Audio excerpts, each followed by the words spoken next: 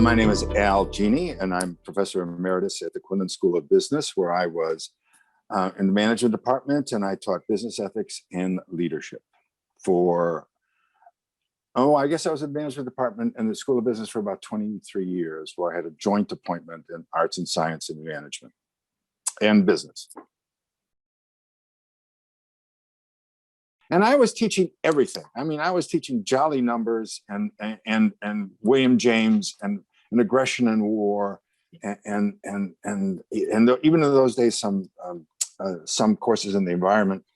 And I was kind of floundering around. And Pat actually said to me and Tom, well, why don't you think about doing this? And they gave me a list of books to read, a list of books that would have choked 3 or 4 individuals, I might point out, and said, why don't you try to do this? And they actually mentored me for about a year and then said, okay, let's schedule a course for you. And that's how it began for me. I was always the lesser light, but I was kind of responding to their direction.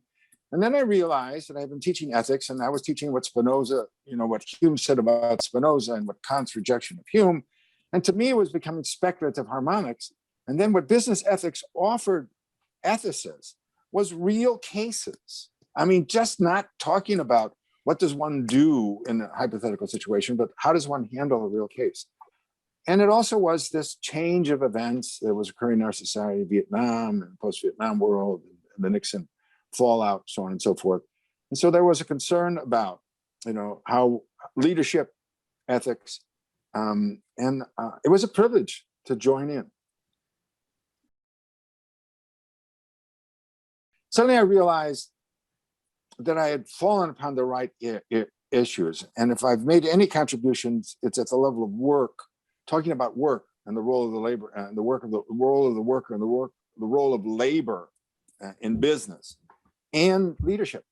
And it took me a while. I slowly published a number of articles on leadership, but then finally a book, which was part of that series from Wiley Press on business ethics, so on and so forth, with Ron Green, which was a wonderful experience. And I became fascinated with that. I became fascinated with work as this dynamic, this thing that, this monkey that all of us have on our backs, and how it erases us, how it wears us down, how it beats us up, and how we make such bad decisions because of overwork or greed or how that all plays in. And then the vital role of leadership, and that no matter what the constituents of an organization may want, without proper leadership, it just doesn't happen, and how that important that was. So I think if I made any contribution, it was in the 4 or 5 monographs that I did on various topics of leadership and various topics of work. And I've always been fascinated by work, and I'm always fascinated by the fact that I survived a career and actually did some good work.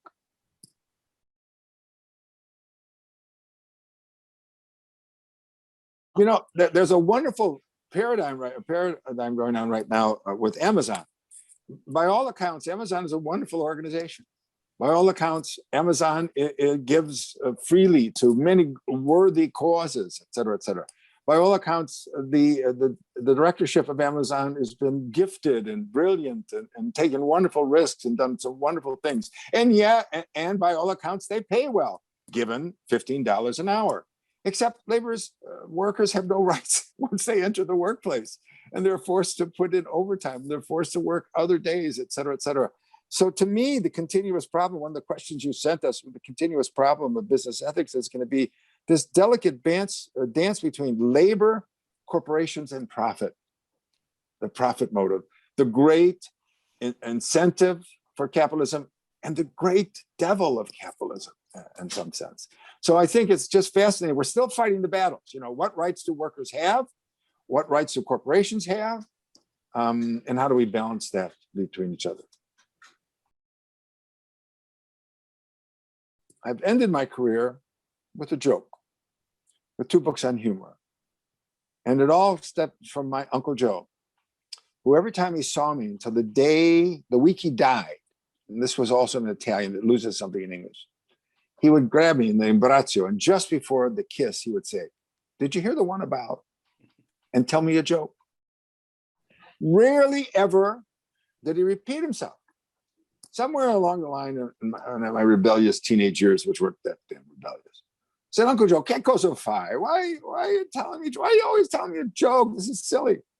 And he pushed back and he says, stupido, if I didn't love you, why would I want to give you the gift of laughter? Why would I want to make you happy? And the last time I saw him, he said, I'm going to die now. Not so fun. So I kept that in the back of my head. And I wrote a book by The Importance of Being Funny. And ironically got a lot of traction out of that. Got a lot of pleasure out of that. Even former students who reviewed it said, I think we were the test cases for this book, because 30 years ago, I remember him telling jokes. And, I could always repeat a joke. And then my colleague, kind of the person who's replacing me at Loyola, Abraham Singer, replacing me is not fair to say. He is about 20 leagues smarter than I will ever be now, and he's only 32. Was kind enough, because we have a wonderful sense of humor. We wanted, and he has a political theorist, so we wanted to talk about satire. So we wrote a book called Sanity of Satire.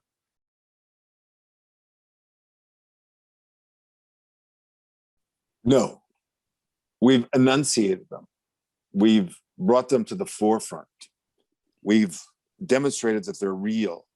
We've set them out, but the dynamic is still here. Labor, corporations, profit.